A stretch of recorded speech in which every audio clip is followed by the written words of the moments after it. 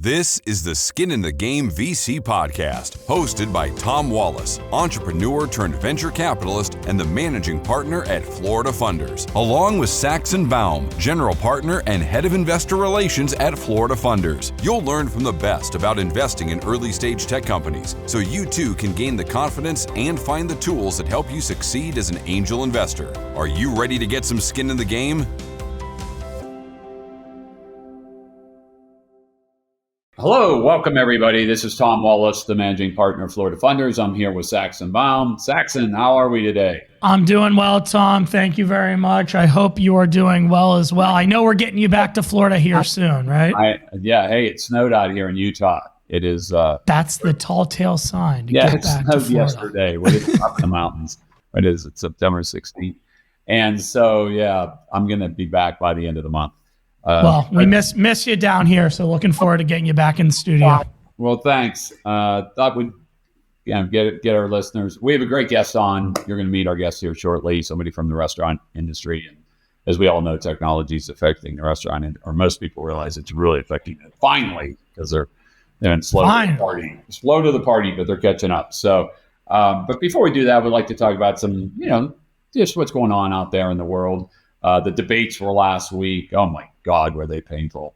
It was incrementally better than the last one, but still terrible. Oh, jeez. And I don't have a dog in the fight. I consider myself a moderate. I'm an independent. So I guess I'm one of those people that will determine who the next president is. But rather than focusing on the debates and Kamala and Trump, I'm more interested in technology and innovation and how whoever wins this, how's that going to affect our world of early stage startups and technology and innovation? Any thoughts on that, Zach? Well, it was interesting. I'm moderate as well, similar to you, Tom, and it was interesting to hear Kamala during the debate talk about venture capital. She mentioned venture capital once and how she wants to push innovation and venture capital, and also she wants to raise I think it was the loan amount that early stage company. The tax credit. That's a bunch of bullshit. So was it? Okay. So I didn't follow. What was that, Tom? She's going to increase the tax credit for startups for $50,000 to $50,000. That's what it was. Yeah. Startups don't make any money for years. They don't need so a tax credit. It was on income, wasn't it? It doesn't do them any good. So it doesn't do shit. Yeah, that's interesting. So now that you debunked that piece. But I did think it was interesting, how she specifically talked about venture capital and innovation and early stage technology. I don't know much about the policies around tax and how that's going to affect the economy. I mean, typically the Republicans say that they are going to boost the economy more. What are your thoughts, Tom? Well, I think Kamala does the talking point thing. I think there's very little substance behind what she says. I think there's very little substance behind what both of them say. They're politicians.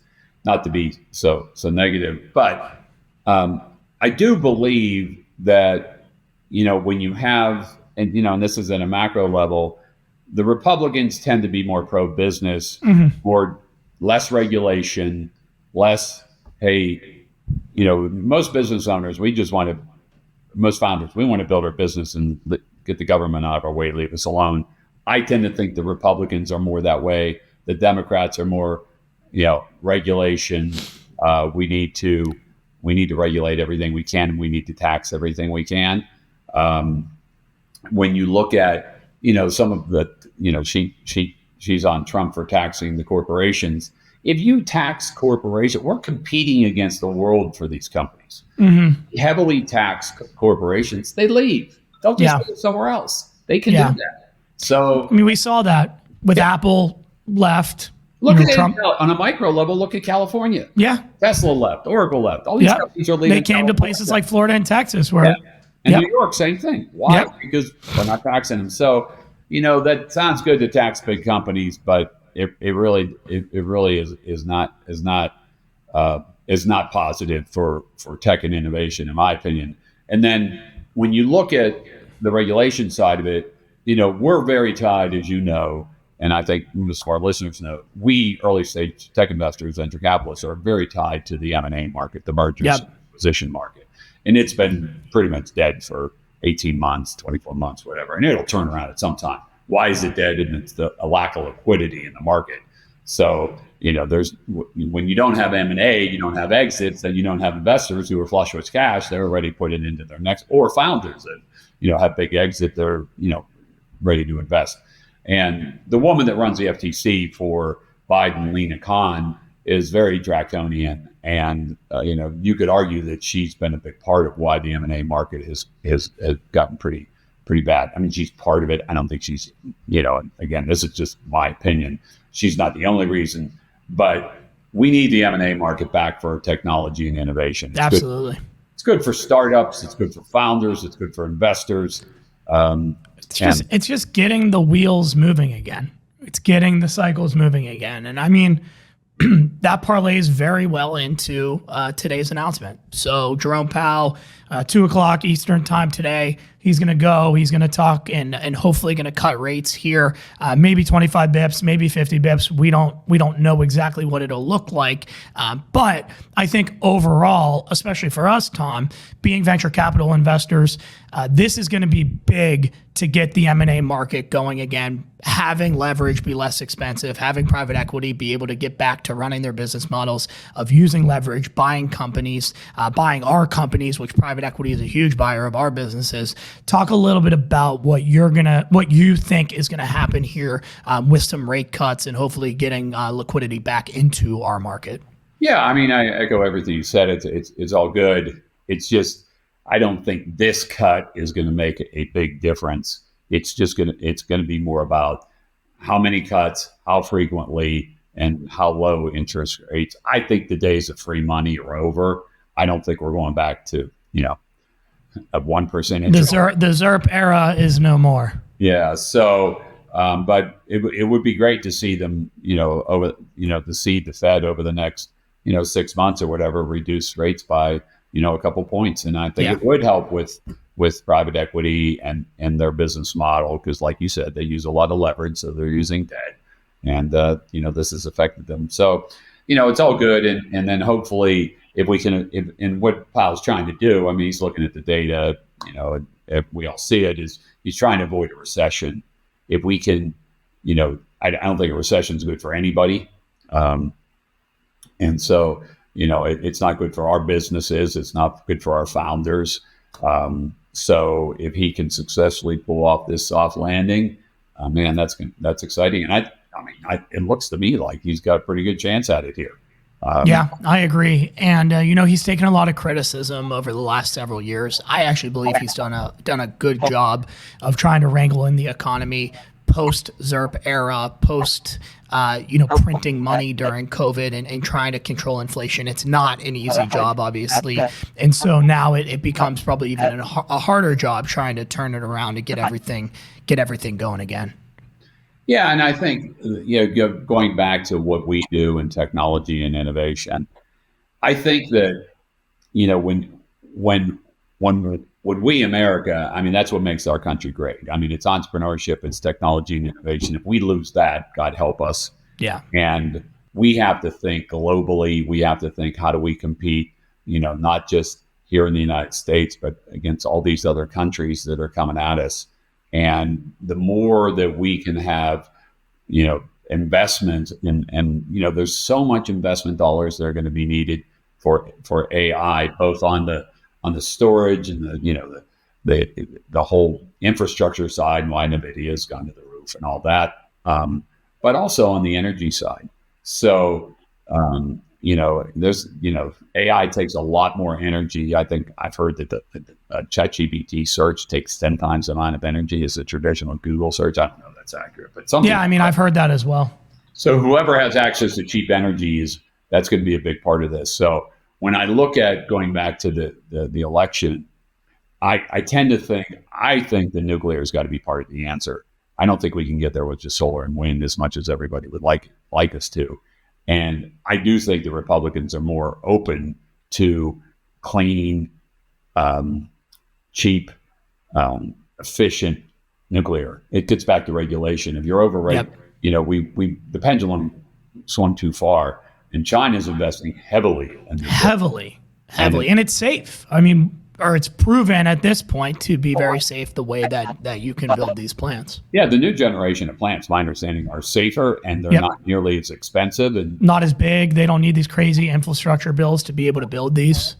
Yeah. So, getting back to the election, I guess I lean, because again, I don't like either candidate, but I guess I lean towards the Republicans when it comes to, I think they will be better for technology and innovation and better for venture capital in our industry and for founders. Yeah, it's only time will tell, right? But I think it's going to be an interesting next few months for sure for venture capital. The thing that I think is interesting is we've really started to see a little bit of the market turn. I mean, Tom, as of the last 2 months, we've had 2 liquidity events with our companies. Over the past 18 months, we essentially had 0. So we're starting to see some movement, and it's exciting. You get that feeling the VC market it's coming back.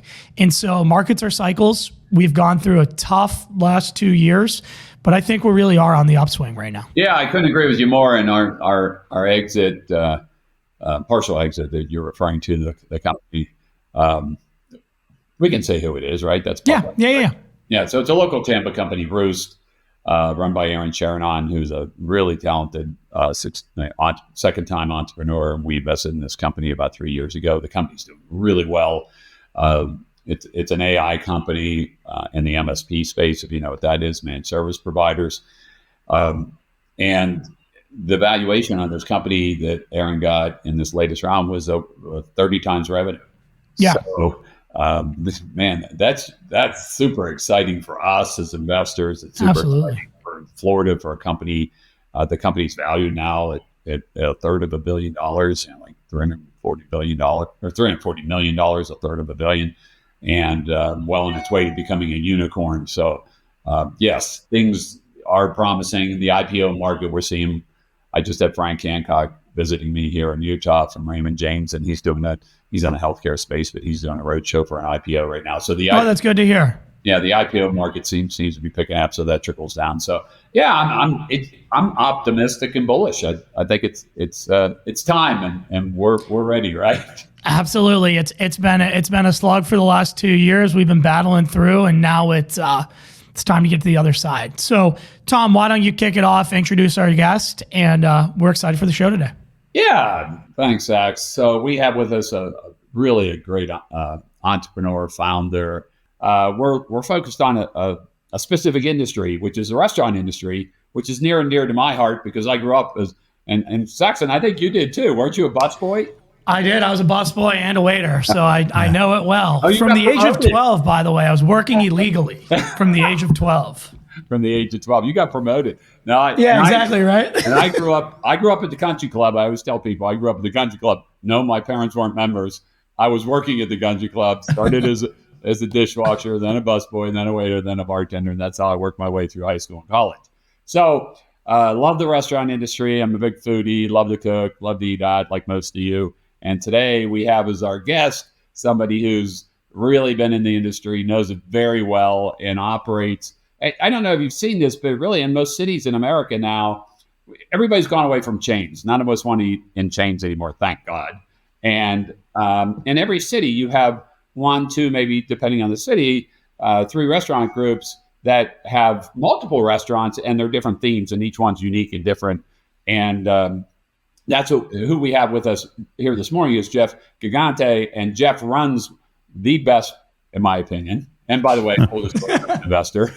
Yeah, full disclosure. Yeah, the best restaurant group here in Tampa called NLB Brands and Next Level Brands. I guess you guys go by Jeff. Is that right? That's right. Next Level. Yeah, and the restaurants are For Beaches, Mulan, and Union New America. All are fabulous restaurants, all different themes. I'll let Jeff tell you more about that. So, Jeff, welcome this morning. Thanks so much, Tom and Saxon, for having me. I was excited. Welcome, Jeff. I was excited when I saw this on my calendar. I always love talking and chatting with you guys when you're gathered around our tables, but I'm excited to spend a little more time and get a little more in depth on my journey and how I came to be here in Tampa in this amazing town that's literally on fire right now. Yeah. If you guys saw last night, the addition, The whole front of it caught on fire. No way. Yeah. Wow. I didn't know that. All that greenery, the big Bougainvillea. bougainvillea. Yeah, that caught on fire. I think they were able to kind of get it out Wow. quick, but yeah, it made all the news. Didn't make it over to Boulogne though, right? No, Good. we had everybody out front with water bottles, so just in case. No, joking. Yeah, You had a fire party. that's right. I'm kidding.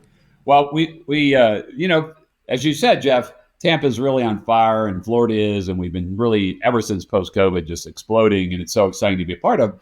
But one of the things that's really exciting in Tampa is the restaurant scene. And we've had on the podcast Chris Sullivan, who you know well. Chris is the founder of Outback Steakhouse, and Chris and Bob Basham founded Outback 30 years ago. But man, have things changed. When I came here 30 years ago, there was Outback, and there were a lot of chains. And as I alluded to earlier, it's really changed a lot. So let's get into your journey. How did you, where are you from? How did you get in the restaurant business? And, tell us your story. Yeah, happy to. And, Chris has been one of my greatest mentors in my life. He's an investor in my group and has really always been there as counsel for me along my journey, so generous with his time and treasure. And, I love that you guys had him on. Chris is a dear friend of mine as well. And I consider him a mentor. I'm not, that's not my main business, obviously. Yeah. But you hit it on the head. Not only is he generous with his time, he's so philanthropic and does so much for our community. He is. He's somebody I'd love to one day, be mentioned in the same sentence with. So that's what it's all about. So my journey is one of entrepreneurship. And I kind of happened into the restaurant business, just solely out of ambition and will and overconfidence at a very young age. I opened up my first restaurant my senior year at Florida State in 1990 with a best friend of mine. Yep. So we were known as Gigamo Brothers Pizza and Pasta, makers of fine, authentic pizza and pasta. There you go. That's a good tagline. Exactly. You're all over that early. And you know how full of shit that is at 20 years old. So again, we were going to sell the sizzle, but my best friend's name was Mike Adamo, and I'm Gigante, so we put our last names together, Gigamo Brothers, and our call letters were 813, not 813, whatever Tallahassee was, 222 BROS. So call your brothers for pizza. And so there you go. Call the bros for a pie. Yeah, that's right. That's right. Just to date myself and to show you what it was, we did a small pizza with 2 toppings and a 2-liter of soda for $5.95 delivered. You get one slice for $5.95. $5.95. You can't even smell the pie. They don't let you even open the pie and smell it now. But so you guys delivered it. There was no Uber Eats. Oh, we were delivering. We did everything. And that experience to me, that was my college education. Yeah. I couldn't tell you what I learned at Florida State. I learned how to live, on my own, effectively at the end, had the power turned off many times and, trying to get myself together. I learned, that the girls in Florida are magnificent and beautiful. And then, had an idea because I saw, outside my window, I saw these guys building a restaurant. And this was, probably 6 months before we launched our venture. And I went down and just, inquisitive as I was like, what are you guys doing? They're like, oh, we're building our second pizzeria. We started at University of Florida. It's called Gumby's Pizza. And they were opening right there on West Tennessee Street. And, I saw these guys and they look like good guys, but, not smarter than I was. You could do it. And they were telling me they were doing $15,000 a week in University of Florida, and they were expecting to do more here. And I was like, oh my God, this is amazing. I went back, talked to my roommate, and I was like, your dad was in pizzerias his whole life, and could he teach us? Like, let's do this. And so, we borrowed $30,000 from a rich high school buddy of ours. And, started we built out the entire restaurant. We, hired handymen to do the carpentry. It was small. It was only 1,300 square feet. And, our whole plan was build it out, get everything ready. And then 2 weeks before we were going to open, Mike, my partner's dad, was going to come up and teach us everything. Here's how you make the sauce and the dough and the vegetables and the chicken cutlets and everything. 2 weeks. 2 weeks before. Yeah, we spent, spend 10 days with them, no problem. What could go wrong here? Well, here's what went wrong. He came back I was like, all right, go call your dad. Let's set him up. Have him come Monday. This was on a Friday. He comes back in like he just saw a ghost. I was like, bro, that's not a good look. Well, what's going on? He's like, my dad got deported to Italy. Oh, geez. Wow. And I was like, what are you talking about? And guys, this is 1990, so there's no internet. Yeah. There's no smartphones. Phones were very stupid at this time. We had pagers that you'd actually have to go to a phone, dial in your number. That's not international either. No. So he comes back in and he's like, I was like, what are we going to do? He goes, well, we gave it a great try. I'm like, what are you talking about? Dude, we're almost there. And back then 30 grand might as well have been 30 million. Like I was like, this is on my name. And if you wanted to look up how to make pizza, you had to go to the library and like be reading and stuff. So it was a disaster. So I said to him, I was like, what are you talking about? I was like, is your dad in a house in Italy? He's like, yeah, he's at my Aunt Glinda's house. So I was like, okay, well, does she have a phone? Of course. I was like, get the number and let's set up a call. So the next night we had a 7-hour phone call with Mike's dad, Mario Adamo, who taught us how to make the dough, taught us how to make the sauce, taught us how to saute the vegetables, bread the chicken, pound it out, like the whole thing. That was a $600 phone call back in the day. Your $30K just doubled because of your phone exactly. call. No, the phone call was very expensive. But like to me, that encapsulates entrepreneurship. Like you are constantly getting kicked in the teeth. Yep. It's just, how good you can move your face to not take that boot right to the jaw. And so, we opened up and we were super busy. And, my whole goal was I was going to move to New York and be an actor. But I wanted to open this restaurant, get it going so it could give me $500-600 a month so I could help pay rent, not have to hustle so hard in New York City. And, it wasn't my means to an end, but it was to get me there and to kind of give me some support. So moved to New York. Well, the other thing, Jeff, if I could interrupt there for a second, yeah, you did your roommate was ready to throw in the talent quick. 100%. One of the things that we see in founders, and one of the things we look for when we're investing in a founder, we want to know that they're going to do whatever it takes. They're not going to quit. They're not going to die, no matter what happens. Like you said, they're going to get kicked in the teeth. That adversity is coming. We know that. Are they going to keep getting up? Are they going to keep swinging? You did it. Yeah, I had that stick-to-itiveness from my mom. I was raised by a single mom, high school educated. She worked 2 jobs. She was, very successful in her own right. But she always taught me, she's like, look, it's how you show up. Education's important and all these other things. But if you're first in, last to leave, you outwork everybody in the room, you're going to have tremendous success in your life. She's a smart lady. Very smart. She was. I mean, she gave me every bit of my ambition, will, and drive. And I've just been leaning on that my whole life. And it's paid off, diamonds all the way. And so, again, we were 2 young kids, too dumb to know that, we were really up against it. But all I knew is like, oh my God, I got to pay this 30 grand back. Like I want to at least give this business a great try. So we ended up opening. It was great. I left about 9 months later, moved to New York, got the first check, had cash. Everything was great. Got the second check. There was a problem with that check because they had to cover payroll, but just put it in on the next week. And, by the time the third check was due, they had closed up shop. So it was after open I left. It was open for about a year. About a year? Okay. And then you go to New York. So what I say is that was a beautiful disaster because for me, I expect to win in everything in my life, and I did not like losing that. So I had to make that hard phone call to my investor.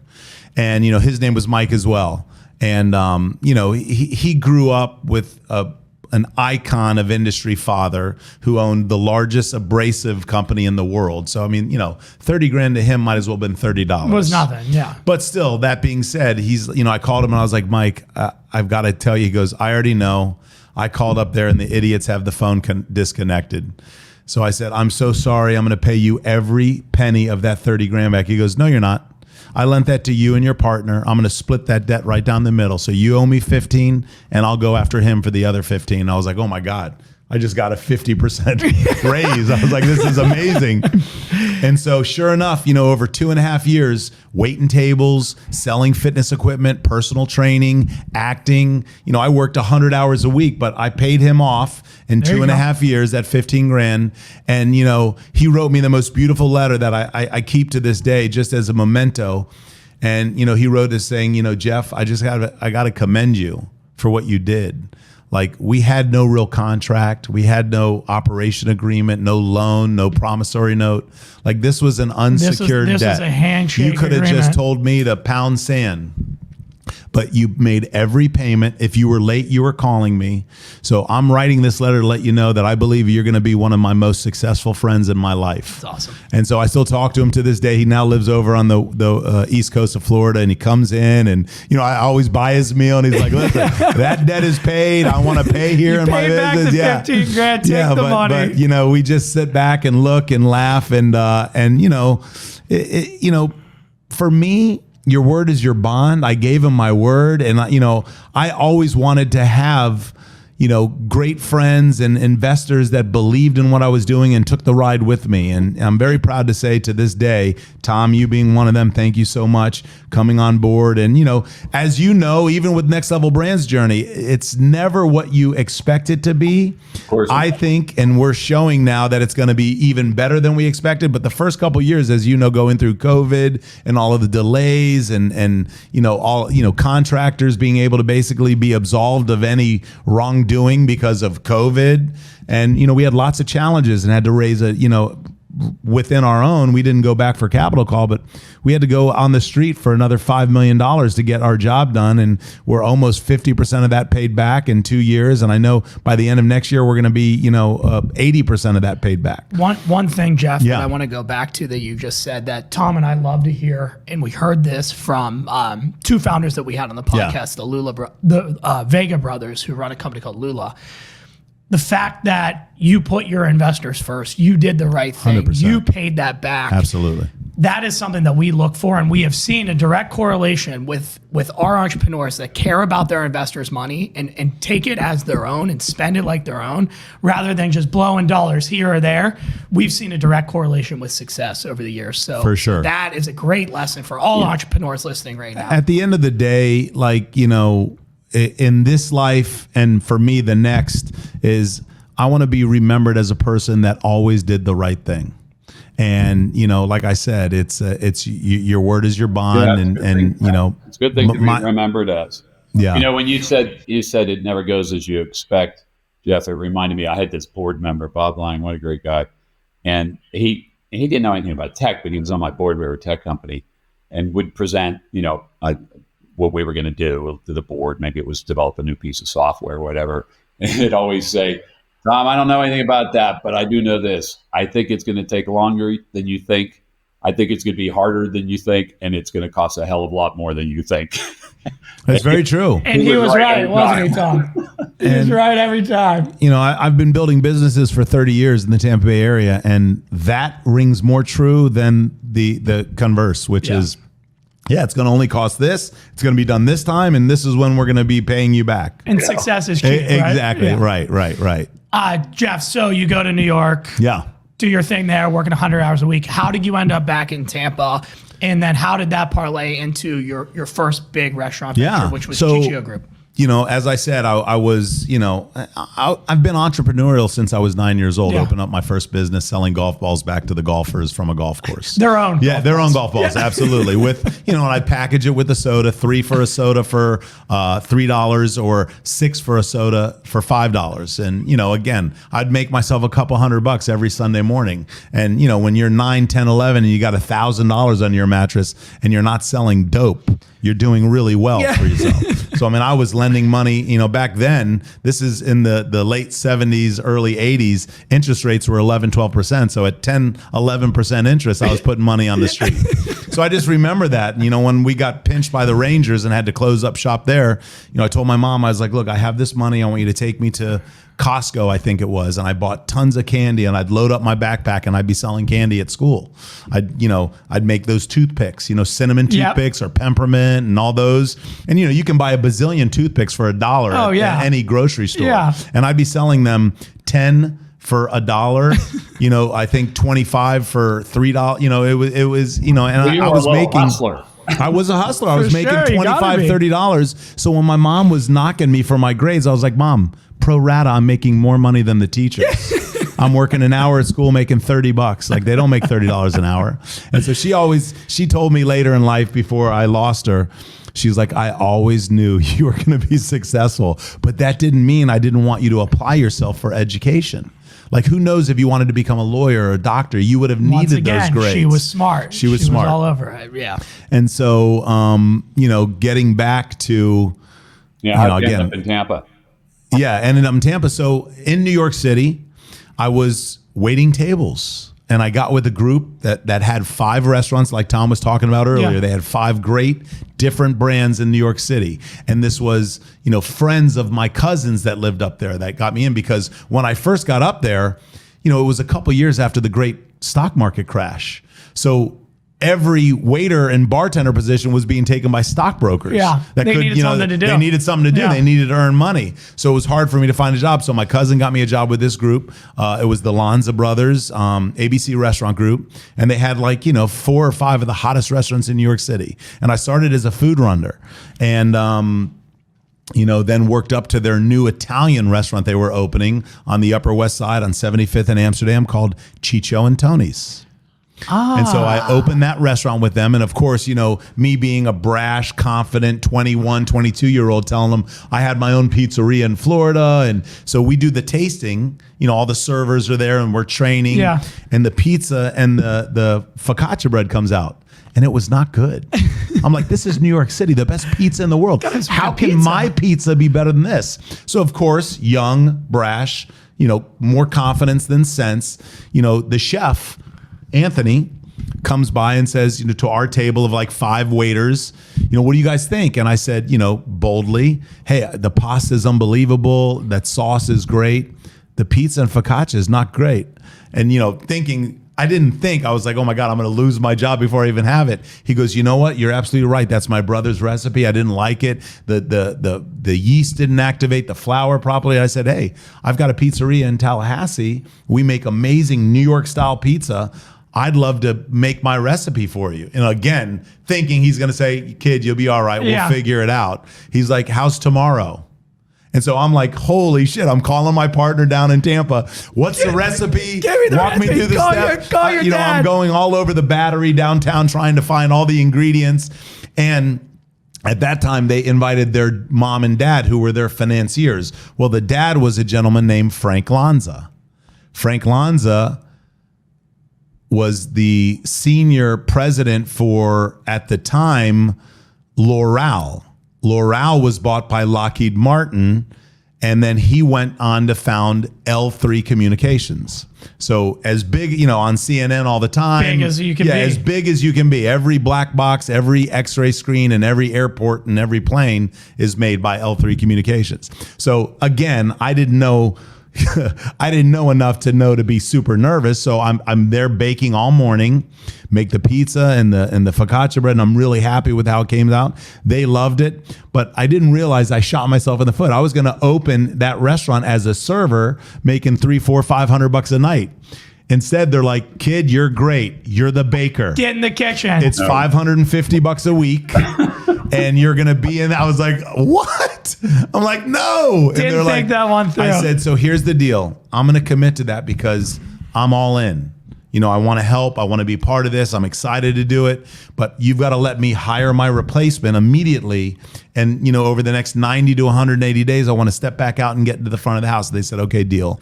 And so within 5 or 6 months, I was out of that kitchen and back to the front of the house. Yep. And I, as my acting career was very choppy, my restaurant career was slowly climbing. I ended up becoming a server. I became a lead server, a captain. Then they put me as an assistant manager. Then I became a manager. And then I was helping manage multiple of the restaurants when I was able to.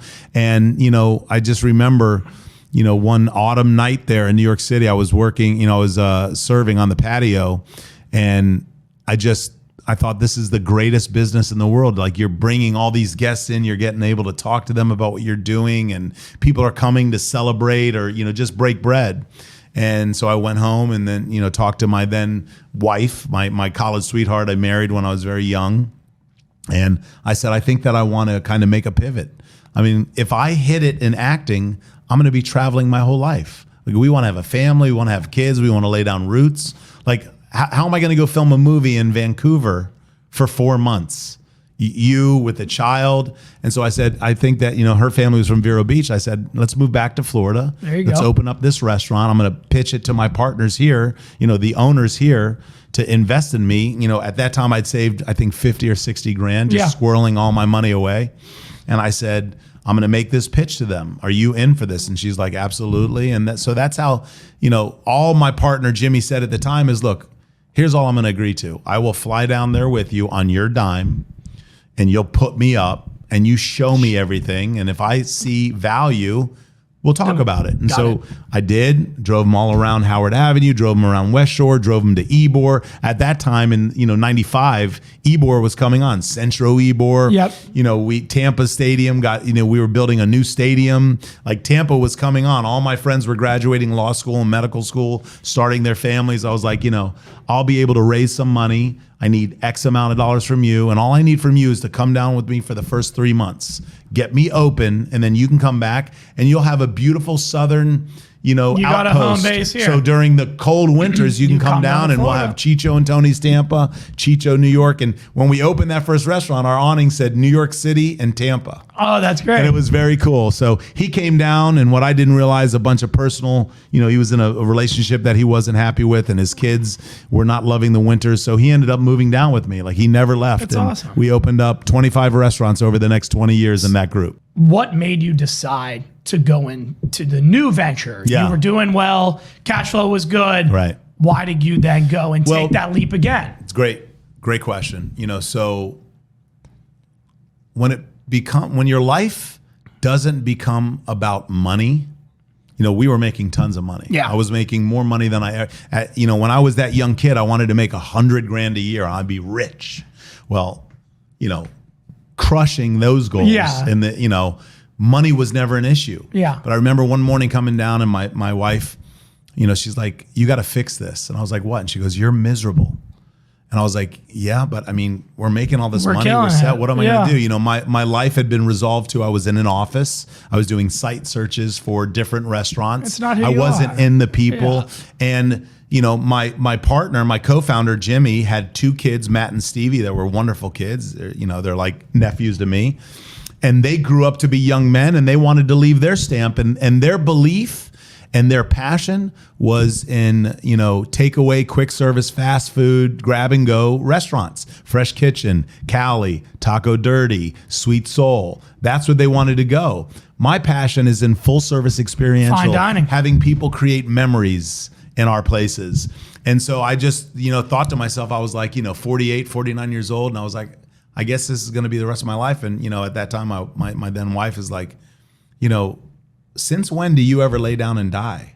Like, go talk to your partner, let them know that this isn't working for you and you want to, do your own thing. And so I did. I had that conversation with Jim, and he's like, yeah, I noticed you've been like kind of down for the last couple of years. Like, I was like, well, you could have told me. Yeah, thanks a lot. Yeah, thanks for telling me. He goes, this isn't my dream either. I'm letting these kids kind of run the show. And, he was the majority owner. I was a minority owner. I still was the second largest owner in the group, but he was always the money guy.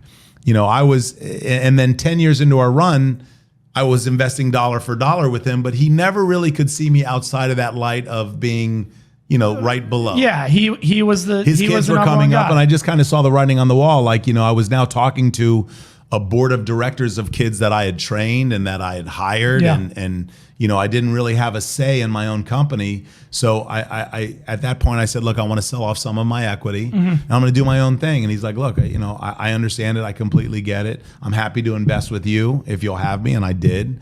And that was Forbici. And so, that was the start of the first. The night I opened that, my whole history, I knew I was like, because I still had that gnawing, like, little voice in the back of my head is, maybe it is the whole group. Like, maybe I can't do this really on my own. Well, I did that entire restaurant, on my own, at my own guys, with investors' money and, a lot of my own money. But every decision really came to me. I kind of played the role of my co-founder in that position. Yeah. And as soon as I opened, it was intoxicating for me. I was like, okay, I've got to live by my own design now. And so at that point, 6 months into that run, I talked to him. I was like, look, I'm going to go ahead and buy you out. You buy me out of everything, and we'll just move on, separately, and you guys keep doing your thing, and I'm going to do mine. And so that's how really Next Level Brands came. And you've had a great run. It's been amazing. Yeah, that restaurant has... It's always busy. It's great always food, busy. Great people, it's like great a neighborhood Cheers. It's what I always envisioned Chicho's to be on an elevated level. Yeah. And so it was an elevation from that. And so I'm just so proud and so happy. And, at 50, I kind of rewrote the entire script of my life. That's what it's all about. Yeah. Good for you. Congratulations, Jeff. Thanks, man. Why don't we pivot a little bit and let's get into how technology is affecting the restaurant industry. I've been an investor in restaurants for some time, grew up in the business, as I was saying earlier. And as a tech guy, I was calling on my friends who are in the restaurant industry. As you know, the industry has been very slow to adopt technology. It has been, yep. But now it's changing. And, with Uber Eats and delivery, with doing Open Table and Resi, and doing robotics. What's that, Sax? Robotics that we're seeing in some of these generative restaurants. AI. It's massive shift. But as you said, Tom, it's taken our industry a lot longer to adopt these new technologies. And I'll just give you, I'll liken it to, one main example, which is, the point of sale systems. Forever, there was two giants, Micros and Pinnacle. And, those were the two giant point of sale systems, and they all fought moving to the cloud. Everything was proprietary hardware, proprietary software, all bolted down, very clunky, very hard, hard to make changes. And, along comes these others, Square and Toast, and they're all cloud-based, very user-friendly. The hardware means nothing to them. You could buy tablets, you could buy iPads, you could use whatever you wanted to. And it was the technology. And, with that came 1,000 bolt-on apps that could give you all of the data that you were searching for that, these other giants wouldn't do.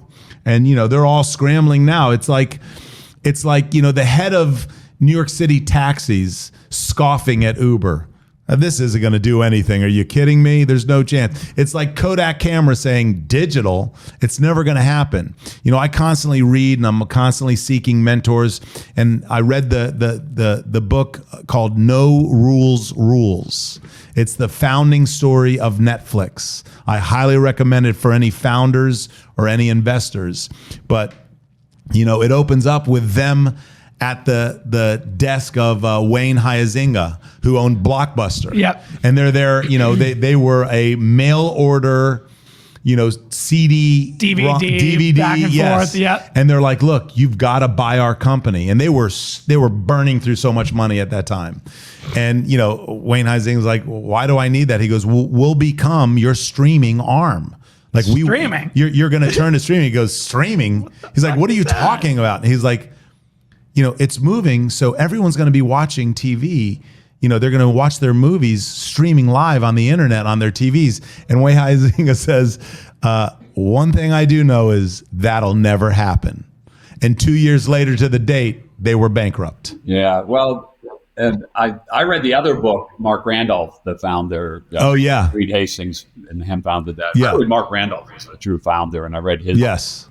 But, we've seen that in technology over and over the decades where the incumbents, the legacy companies, and you're seeing it right now with Tesla in the car industry, they never can make the leap. Whether there's a newspapers, magazines, you're using the example of Micros, the first time I saw that code, it looked like it was 20-year-old COBOL. And they were they're owned by Oracle. The other company's owned by CR. These are huge companies that they're not scrappy. Along comes Toast, along comes these scrappy startups, and, they bury them. We've seen the movie time and time again. Yeah. And it's what's amazing to me with the restaurant industry and tech is how, and this happens a lot in tech too, where no adoption, no adoption, no adoption, and then boom, it's a hockey stick. And now it's like it's pervasive and everywhere. We invested in a company of Florida funders, Shannon Wu's company. What's it called? Saxon. Open Home, and they're an AI middleware. And one of the things that their software allows is, think about when you're going through a drive-through at Starbucks or McDonald's, whatever. The who you're talking to on that microphone is not a person; it's a bot. And you can order in any language you want. It goes directly into the POS system. There's no chance for human screw up, right? You're not going to. It's amazing. Your fries. They're not going to screw up your watch. Amazing. Right? Well, that's where we've adopted. We've moved to all AI answering systems for when you call in, it's AI that's answering, and again, for us, it was such an easy decision, but there was very few good companies that were restaurant people that were building restaurant tech, so that knew the industry, that knew what they were doing. So when we finally found them, it was such a night and day difference, because I think when we were opening Bulan, I had my tech, because we're all, voice over internet, via VOI phone systems. We missed 28,000 phone calls in the first 90 days. So just imagine that. So again, I get bogged down by the numbers, but so, we don't miss a single call now, and they show you exactly, what the phrases people are talking about, where they're routing information, how many times that, they're having directions sent to them, or an open table link to book reservations sent to them. And, now the AI can actually book your reservation right on the phone. It's unbelievable. Jeff, one thing I want to ask you about, and Tom, this is something that you've brought up in your restaurant endeavors, is labor. So labor's been an issue in the restaurant industry. Really, I would say since COVID is when it got pretty bad. And I'd love to hear your opinion on that. Yeah, so COVID kind of dried up our labor market. People actually left this industry. Just gone. Yeah. And so now you're starting to hear about robotics and how robots are going to take jobs of people. What are you seeing in the restaurant industry in terms of the implementation of robotics? Is that something you guys are starting to test? Are you seeing it? Where does that kind of stand? I think that's largely in the grab and go market, and the quick service. It's not going to happen in full service, in my opinion. You'll go to a full service restaurant, 813 Pho has a little robot that, brings you your check. Yeah. And I think it's just kind of a gimmick. More of a novel gimmick. I'm talking about making food back there. Yeah. So there is robotic sushi machines, there's robotic pizza machines, there's things like that. We're artisans, we're craft people, so we won't move to that. Yeah. But what we will do is the ancillary items, the answering all the online reviews will all go to AI. Yep. Answering phones will go to AI. Confirming reservations, getting feedback, those are the things that will go to AI. And most likely we'll start to adopt AI in our to-go. Where you may be able to go in and just, have one person running instead of 4 or 5, where you'll be able to pick up, and, there'll be a window that opens up. A few of those in New York City open and close very quickly. Yeah. Hospitality is one of the last bastions where people want social interaction. To your point, you're going that's out, why you're you go to a restaurant. Don't get, and Chris learned this early on with Carmel, and we talked about that restaurant in depth, and I told him, I said, it's too early. Yeah. People are going so they can, and especially going through COVID, they're trying to talk and reconnect. And they want someone coming over and saying, you know what, we just got this new California Chablis in, you're going to love it. Instead, you're now doing what you do at home, you scrolling, don't have and that you're looking. same feel. And so, that's why I think that, the places that are quick, casual, grab and go will adopt more technology that way. And we're going to still try to make those interpersonal connections for people. Yeah, I see both sides of this. I'm in the quick serve side too, and we're going to kiosks in a very rapid way because we can't get front of the house people, and these kiosks are going to get super intelligent, like we were just talking about with our investor company. I know you see this, Jeff. It drives me crazy. I go out to, I could be at Fort Beach, I could be Mulan. I'll see a family there, or especially if I see a bunch of kids there, and they're all on their phones. So they're not getting the personal interaction with themselves when they're out at the restaurant. It drives me crazy. I'm like, enjoy your company. Why are you here? Why don't you if you're going to be on your I'm guilty of that too, and I make my kids put their stuff down when we're out like that. Of course, it's different when they were babies. We loved those iPads because it allowed then they don't my partner and I to screaming spend some time. But table. now you want them to kind of re-engage, and I truly believe that although the power of the phone and technology right at your fingertips, and like literally, you can't have a question unanswered with this phone in your hand. Like you can get all of that technology instantly. But that said, it is damaging the personal skills of our kids, and they're not even a question. For sure. Jonathan Haidt, if you don't know who that guy is, an NYU professor, writes. Oh yeah, he wrote The Coddling of the American Mind. He's written a lot about that. It's just so it's going to be interesting to see these 20-some as they grow up. Are they going to outgrow this? Are they going to? Are things going to? Are they, I think what you said is true. You're artisans, and having that personal relationship with the waiter. But kids are just used to all they want is screen time, and they don't want it. I don't know. It's going to be interesting how the future unfolds there for the young, the Gen Z, that group. I don't know. I think that it's going to go both ways. Like I think as these young generations grow, like a full service restaurant's going to become like a kind of antiquated notion for them, and it's going to be gimmicky, and they're going to be like, let's go and have people wait on us. But I think for the generations that are a little ahead of them, just like the mindset of my previous restaurant group was going all grab and go and technology. And, a lot of their mindset was it's too hard to manage all this wait staff and labor and hire and train. Another issue there. It's too hard to do it. And I just remember saying to my co-founder, I was like, bro, since when do we not do something because it's hard? Too hard. Tom and I always say that. Yeah, that's how you get to the top of the mountain. Right. If it wasn't hard, everyone would do it. That's right. I don't know. I look at it, and this is something Tom and I have talked about. I actually think that the younger generation is going to go the other way. I think that they're going to say, I've seen, maybe Gen Z and Gen Alpha, and they're addicted to their phones. They live on their screens. We want to go back to how it was for our grandparents now, right? Or our parents.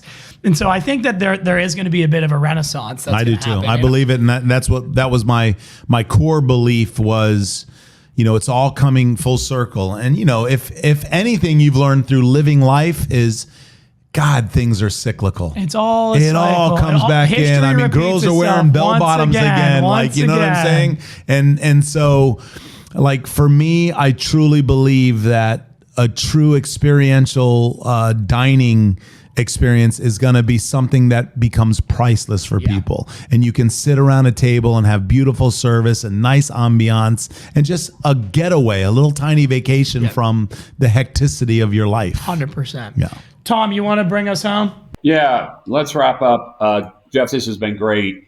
Congratulations. What a great story. I appreciate it. Congratulations on all your success in your restaurants, and I'll continue to frequent them and love them, and they're fantastic. A lot more to come. So we like to wrap up with what we call a lightning round. I'm just going to ask you a question, give us a quick answer, and do like 5 questions in a row. So do you ever see what Saxon was saying, where you have robots back there cooking? I do see that, and I think that it's going to be in more of a preparatory type thing where you have a robot that makes all of your in-house pasta, makes fresh pasta, or it makes the rice for the sushi. It makes things that are in large scale but not needing the artisan touch. Yep. Do you see more restaurants 10 years from now or less restaurants in America? I think there's going to be more fast casual grab and go and less experiential dining like what we're doing. What do you think the price of Bitcoin will be in 5 years? $100,000. And so autonomous vehicles are coming. Elon talks a lot about this. You guys use delivery. How long before you think your delivery vehicle's on? I see them happening right now, and we travel a lot for food and to do our R&D, and I see them in all the big cities. I was in Boston last week, and I saw multiple of the rideshare autonomous vehicles pulling up and picking people up with nobody in them. So I think that that's probably 18 to 36 months away from being Uber. I think that they're all going to adopt to that. Love that. Yeah. Elon's going to make an announcement. When's his announcement? He delayed it. Yeah, I think it's in the next few weeks, early October. Okay, off of technology, who wins the election? Kamala or Donald or Trump? Yeah, I would like to see, two different candidates running for office, to be honest with you. And, I think we all would, Jeff. Yeah. But I think that just based off of the last 4 or 5 week media cycle, it looks like Kamala's coming on with massive attention and awareness now. Okay. And then last question. So as you said, things are cyclical, especially the economy and the restaurant industry, as you know, and hospitality as a whole is very cyclical. Do you see us, Jerome Powell's going to announce the rate cut here very shortly. We don't know how much it's going to be, 25, 50 basis points.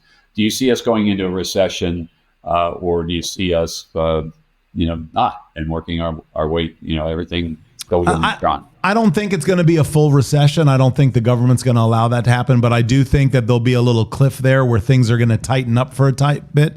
The good news is, nationally, where we are in Florida, when that dip happens, we're a good bit above that. So I think that we're going to be fine here in this state because the state's wide open for business and has a government that really pushes small business. But I do think there's going to be a bit of a pullback, and thankful to my general partners Andrew and Joe. We are prepared for that, and we have depth, and we're going to be looking to participate a lot in the people that weren't prepared for this. Good. Hey, Jeff, this has been great. Thank you so Tom, much. I got one more. Oh, go ahead. One more lightning question. I know you got to go, Jeff. Let's go. Not taxing tips, good idea or bad idea?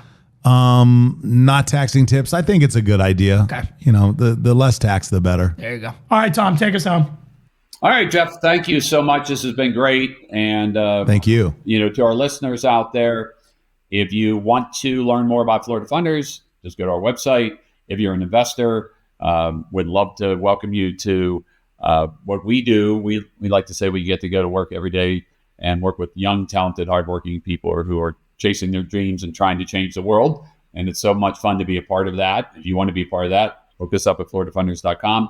If you're a founder and you're looking to raise money, go to floridafunders.com, reach out to us. We're always looking for great founders with great ideas to invest in. And if you love the pod, subscribe, follow, like. Jeff, thank you so much. This was awesome. Thanks so much for having me, guys. I had a great time. Awesome. All right. Thanks, Jeff. Thanks for spending your time with Skin in the Game VC today. If you want to learn more about investing in early stage tech like a venture capitalist, be sure to visit the Florida Funders website at floridafunders.com. Join our angel network at no cost and get access to Florida Funders VC vetted investment opportunities in the next great breakout tech companies.